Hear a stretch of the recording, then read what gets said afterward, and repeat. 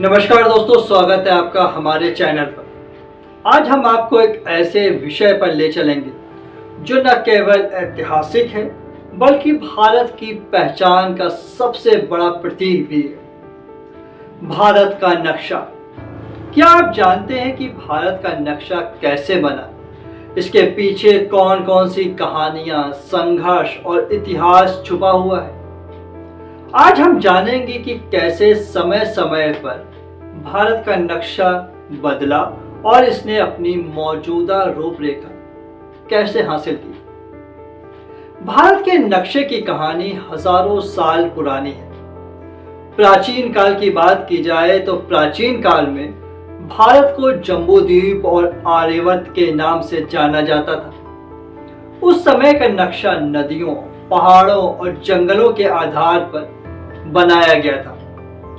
वेदों, महाभारत, रामायण जैसे ग्रंथों में भी भारत की भौगोलिक सीमाओं का उल्लेख मिलता है। इन प्राचीन नक्शों में हिमालय, गंगा, सिंधु और दक्कन के पठार का वर्णन मिलता है। 300 ईसा पूर्व में ग्रीस के शासक सिकंदर ने ग्रीस के गणितज्ञ इरेटोस्थनीज को पहली बार भारत के मानचित्र को तैयार करने का आदेश दिया था।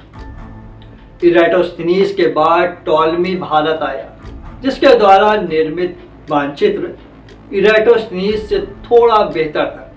मध्यकालीन भारत में नक्शा बदलता रहा। यहाँ कई साम्राज्य उभरे और गिर गए।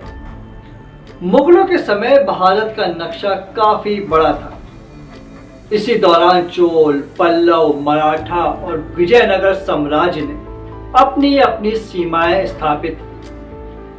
हर साम्राज्य का अपना नक्शा होता था जो उनके क्षेत्रीय अधिकारों को दिखाता था।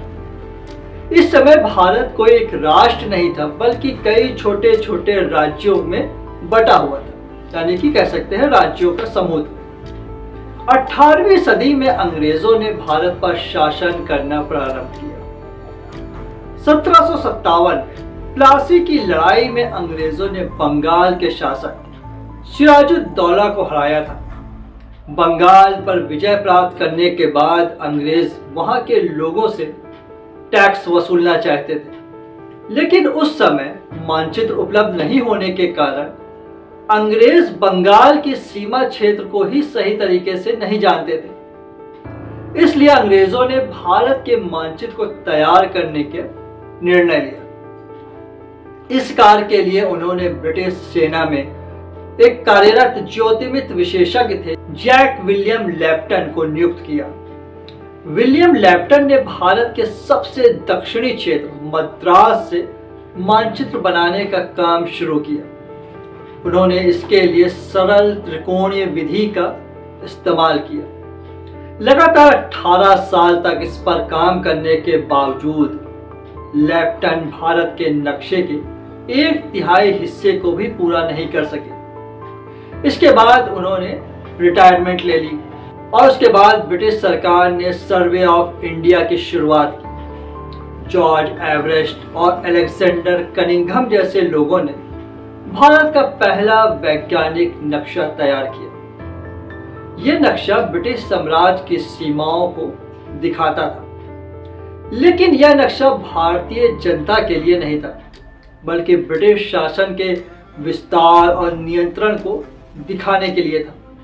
20वीं शताब्दी में जब भारत का स्वतंत्रता आंदोलन अपने चरम पर था, तब नक्शा भारत की एकता का प्रतीक बन गया।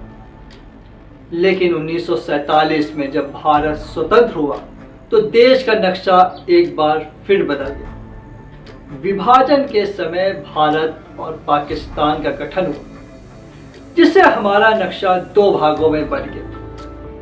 यह समय देश के लिए बहुत ही भावनात्मक और कठिनाई भरा था। आज भारत में 28 राज्य और 8 केंद्र शासित प्रदेश हैं। हर राज्य की अपनी पहचान और संस्कृति है। भारत के नक्शे में कश्मीर से कन्याकुमारी और गुजरात से अरुणाचल प्रदेश तक का विस्तार है। संविधान के अनुसार भारत का नक्शा राष्ट्रीय एकता, अखंडता और विविधता का प्रतीक है। तो दोस्तों, यह था भारत के नक्शे की अनोखी और प्रेरणादायक कहानी। यह नक्शा सिर्फ एक भौगोलिक संरचना नहीं, बल्कि भारत की विविधता, संस्कृति और इतिहास का प्रतीक है। दोस्तों, अगर आपको यह वीडियो पसंद आया हो तो इसे लाइक करें, अपने दोस्तों में शेयर करें। हमारे चैनल पे नए हैं तो इसे सब्सक्राइब करना ना भूलें। मिलते हैं अगले वीडियो में एक नए टॉपिक के साथ। तब तक के लिए धन्यवाद।